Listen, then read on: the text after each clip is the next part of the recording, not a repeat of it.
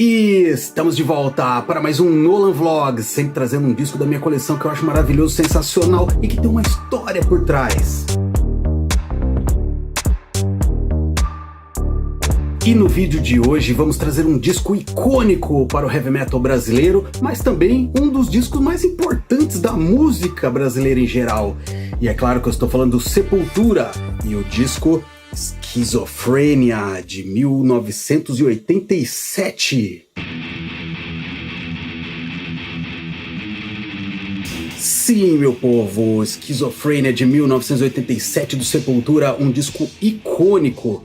E eu te digo por quê, porque essa banda depois se tornou, digamos, os artistas mais famosos do Brasil fora do Brasil. Não vem com essa de que Gilberto Gil, Caetano Veloso, sei lá quem, é importante. Tudo bem, pode ter sua importância, mas geralmente um artista brasileiro, quando toca fora, ele toca para brasileiros, e o Sepultura, ele conquistou o mercado internacional. E esse disco aqui foi um divisor de águas, porque vamos começar com uma polêmica aqui. Muitos dizem que esse é o terceiro disco do Sepultura. Na verdade, é o segundo, porque o primeiro, Bestial Devastations, é considerado um split, né? Um EP. O split é aquele disco que é um lado uma banda e o outro lado outra banda. Então é considerado um split, um EP. Agora, full length, que seria o disco completo, o Morbid Visions seria o primeiro e esse seria o segundo. Porém é o terceiro lançamento. Então vamos considerar assim, o segundo álbum ou terceiro lançamento do Sepultura. Esse disco aqui, bom, tudo que eu falar, o fã do Sepultura já sabe, decora e salteado, então eu vou tentar evitar. Mas, para quem não sabe, esse disco marca uma nova formação do Sepultura, com a entrada do então desconhecido Andreas Kisser. E a banda sai daquele estilo totalmente death metal e começa a incorporar elementos do thrash metal, que seria algo mais trabalhado, algo um pouco mais técnico até. E o Andreas Kisser trouxe influências muito fortes. E aí o Sepultura passou a ser uma banda de death thrash metal, porque tem características dos dois estilos, né? Para quem gosta, sabe diferenciar. Mas para quem não conhece, talvez o death metal seja um pouco mais extremo, um pouco mais tosco até, diria, né? Com todo o perdão que eu adoro death metal, mas para aquela época o death metal era um estilo um pouco mais tosco, um pouco mais simples, porém brutal, muito violento. O thrash já aliava técnica, riffs, palhetadas mesmo, com mais influência do Slayer, que estava em alta na época, o Testament. Já o death metal vinha, né, com os acordes muito tensos, um vocal gutural muito pesado, né? E aí com o Andreas Kisser, essa formação se tornou a formação clássica do Sepultura, aquela formação que conquistou o mundo. E esse disco aqui, para a época, foi considerado uma superprodução, porque até então, nos discos anteriores, não só do Sepultura, mas qualquer outra banda de heavy metal, as produções eram muito ruins. Tanto que os irmãos Cavaleira regravaram o Bestial Devastations e posteriormente o Morbid Visions. E estão anunciando a regravação desse álbum aqui, que eu acho maravilhoso, porém realmente ele tem uma produção muito peculiar para a época. Não vou falar que é ruim quanto as anteriores eram muito ruins. Essa aqui já tem uma produção melhor. Com esse álbum aqui, o Sepultura começa a dar passos muito longos em busca do sucesso internacional. Porque de todas as bandas que tinham na época, o Sepultura realmente estava um passo à frente.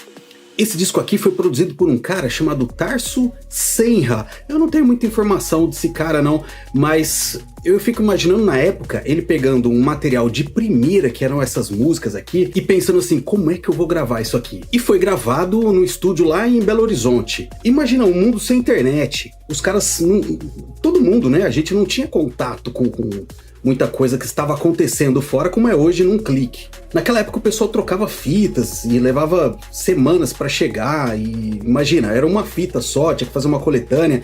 Então eles estavam muito antenados com o que estava acontecendo no mundo, enquanto as outras bandas estavam meio tímidas. Tinha coisas muito boas, né, naquele cenário de Belo Horizonte, que é talvez a principal capital aí do heavy metal no Brasil, e o Sepultura e o Sarcófago estavam sempre um passo à frente. E esse Tarso Senra ele acabou produzindo outras bandas também, como o próprio Sarcófago, Mutilator, Chacal, e também produziu outras coisas fora do metal. É acreditado a ele aqui toda a produção das músicas e gravação. E até pelos outros discos que ele produziu, a gente percebe assim que a produção de heavy metal no Brasil ainda era muito precária, de equipamentos, de experiência, né? E o Sepultura veio aí e realmente extrapolou isso, porque na época esse disco foi considerado o disco mais bem produzido de heavy metal aqui no Brasil.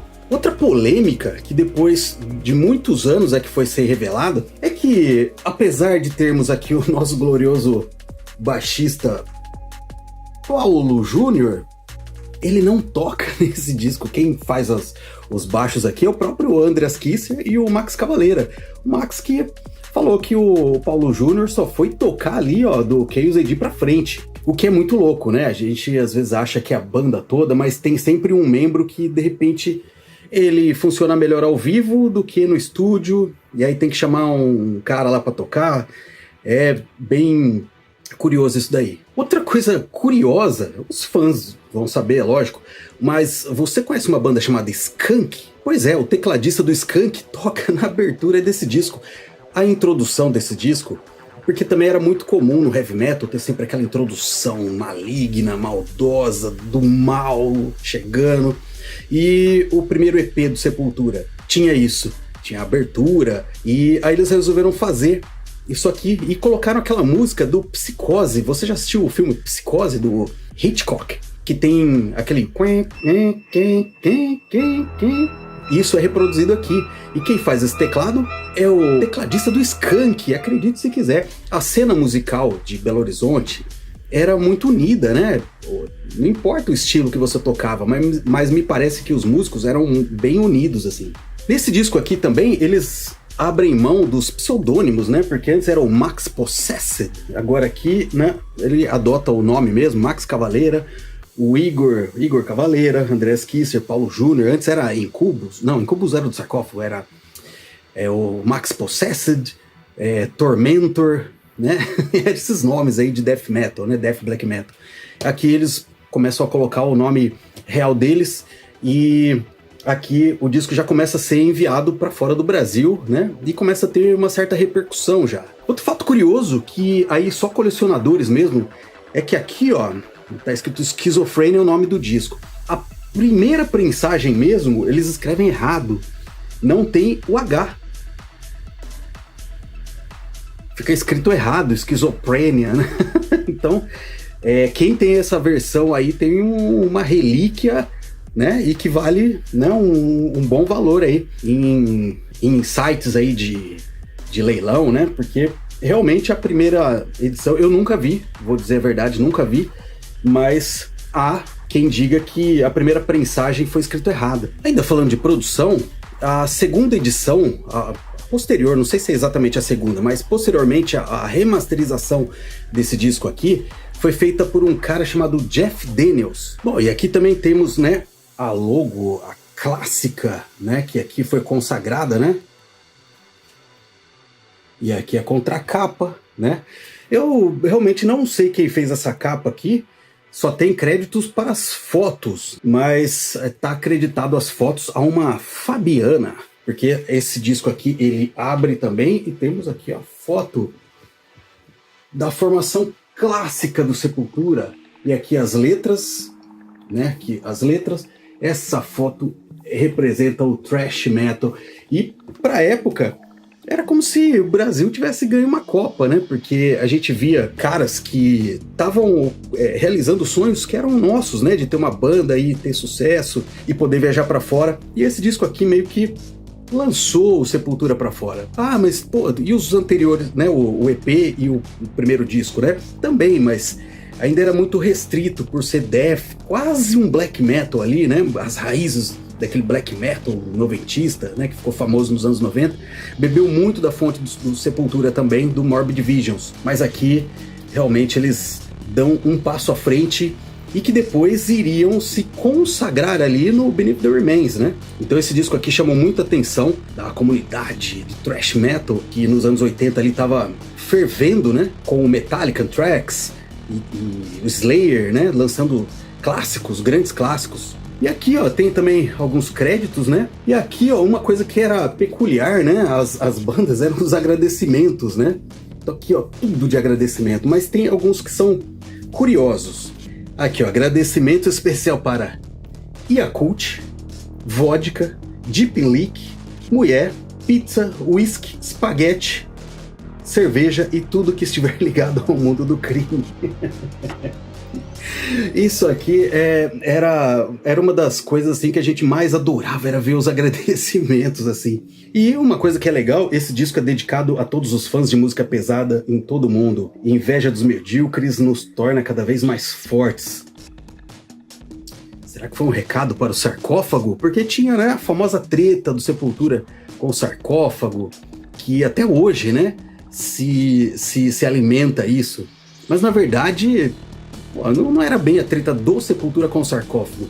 Alguns caras do Sepultura eram muito amigos dos caras do sarcófago. A treta era muito dos primórdios ali, né? Entre o Max, o Jairo, que foi o primeiro guitarrista do Sepultura, e o Wagner, que depois se tornou o cara do sarcófago, né? Porque também naquela época, que eu me lembro assim, o Sepultura estava, como eles estavam tendo muito sucesso, eles estavam ainda no underground, eles sempre foram underground, né? Só depois do Roots, assim, que eles realmente entraram no mainstream, com o avanço do New Metal, né? O surgimento aí do New Metal. Mas antes eles eram considerados underground também. Porém, pra galera muito mais underground, eles começaram a ser considerados playboy, porque aqui no Brasil é esse lance, quando o cara faz sucesso e atinge, fura a bolha e atinge um outro público, é considerado playboy, é considerado comercial, considerado vendido, é considerado pop, né? Mas o Sepultura sempre foi fiel, eles nunca fizeram uma música pop, vamos dizer assim, né? Por mais que o Roots seja um disco popular, porém não de música pop. Jamais, né? Jamais. Então aqui começava a saga do Sepultura, que todos nós já sabemos da história, não precisa ficar entrando aqui. Mas como que eu ouvi esse disco? Como que foi ouvir pela primeira vez? Como que era?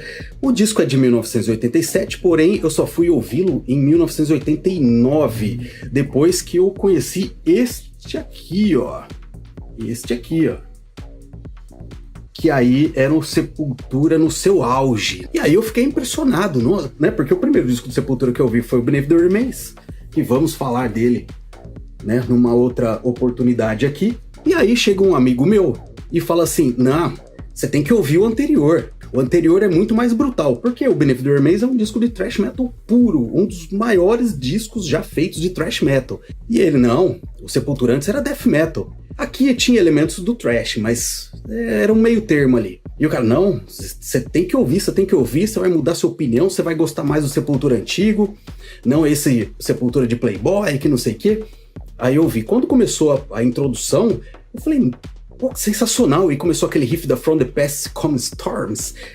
E eu falei, nossa, que sensacional. E realmente é uma Sepultura mais brutal. E pela produção, né, fica ainda um lance muito mais cavernoso, underground, né? E outro fato curioso, que tinha as rádios de heavy metal do interior, e tinha um programa que... Porque aqui, ó, essa é demais. Aqui no disco, né, tá escrito aqui, ó, a primeira lado 1, e o que tá escrito aqui? Intro, correto? Que era a introdução, e depois vem From the Past Come Storms, que é a primeira música. Os caras lançavam como uma coisa só, né? Colocou na rádio lá e tem a introduçãozinha, que é muito curta, e depois já vem pra música. E o cara termina o bloco falando assim, vocês acabaram de ouvir Sepultura e a música Intro. Não é intro, é introdução, porra. Né? E até no disco, você pega aqui, vamos abrir o disco aqui, ele tem aquela faixinha que faz a divisão, né? Olha aqui, vamos pegar aqui, olha que maravilha. Olha aqui, ó. Então, né? Tem aqui o lado 1, olha aqui a introdução, né? Essa faixinha bem no comecinho aqui, ó. Né? Então aí é a introdução. E olha isso aqui, que demais! Isso era uma coisa que também era muito legal. E o meu aqui, ó, Cogumelo Records, saiu pela lendária Cogumelo Records, né? Tem alguns documentários da Cogumelo Records que são sensacionais aí para assistir gratuitamente no YouTube. E esse meu disco aqui já tá velhinho porque, nossa, olha só, desde aquela época assim eu guardo isso aqui com muito carinho. E a Cogumelo Records é responsável, talvez, né, pelo heavy metal existir no Brasil, né? Se não fosse a Cogumelo, nenhuma dessas bandas aí teria, digamos, aparecido. Talvez, né, no início tinha lá em Belém do Pará, né, um movimento de heavy metal, mas em Belo Horizonte é que o negócio realmente ficou bruto, né, brutal, pesado pra caramba. Nos outros lugares tinham também, em São Paulo tinha, Belém tinha, Rio Grande do Sul, né, era espalhado, Rio de Janeiro também tinha, mas não era do jeito que era isso, né, cara? Talvez fosse algo um pouco mais voltado pro glam rock, hard rock, pega aquelas bandas glam dos anos 70, que a gente já citou aqui, mas pesado e sincronizado com o que estava acontecendo fora, talvez só pela Cogumelo Records. Eu não me lembro de outra na época, né, que era um selo e tão importante quanto a Cogumelo Records. Então aí depois que eu ouvi esse disco na casa desse meu amigo, eu fiquei doido, né, pelo Sepultura e pelo thrash death metal. Aí foi aquela porta de entrada para Slayer, né, pro próprio Metallica, né, que eu também não tinha muito contato na época, e também as bandas de crossover, que o Sepultura começou a andar com Ratos de Porão, e nesse mesmo dia, esse meu amigo falou assim, ó, os caras agora estão andando com a camisa do Ratos de Porão, que é essa banda aqui, e eu ouvi o Cada Dia Mais Sujo e Agressivo, que eu achei maravilhoso. Diz a lenda, né, que aí os caras do Sepultura ficaram amigos do Ratos de Porão, eles ensinaram os caras a tocarem direito, e o disco Cada Dia Mais Sujo e Agressivo inaugurou também o que se chamou de crossover, né, mas aqui voltado pro Brasil. E eu também achei muito legal e passei a gostar das duas bandas, né. Então, a partir daí, aí bagunçou tudo. Aí eu comecei a gostar de thrash metal, de crossover, e aí foi. Eu tenho um carinho gigantesco por esse disco aqui. Tô aguardando igual louco a regravação. Eu acho que realmente esse disco merecia uma regravação com os moldes, né, da produção atual, mas infelizmente não vai ter o Andreas Kisser. O Paulo Júnior não tocou mesmo nesse, então tanto faz. Mas porque tem letras e composições dele também, né? Mas aí fica a cargo dos irmãos Cavaleira e os filhos e mais um convidado, né? Mas a primeira música eu ouvi, Escape to the Void, que é desse disco clássico Escape to the Void, que é essa música aqui. E estou ansioso porque as duas primeiras regravações do Bestial Devastations e Morbid Vision ficaram sensacionais e estou esperando nada menos do que brilhantismo, genialidade e uma gravação maravilhosa. Então é isso, pessoal, não tem muito mais o que falar desse disco, porque é chovendo molhado, todos os fãs já sabem, estão cansados de ouvir, mas eu quero deixar o registro desse disco aqui, que realmente quando eu era moleque lá, tinha meus 13, 14 anos, eu ouvi isso aqui e era muito bom e continua bom até hoje. Se você ouvir hoje, não é um disco datado, é um disco ainda muito relevante, muito importante para o heavy metal, para a música brasileira e também porque nos proporcionou muitos momentos agradáveis aí, ouvindo o disco com a galera, aprendendo a tocar, querendo ter banda. Então é isso aí. Então é isso, siga a gente aí nas redes, dá um salve lá pra gente, dá essa moral aí, nos acompanhem e em breve eu volto. Mas antes eu vou ouvir mais um pouquinho dessa maravilha aqui.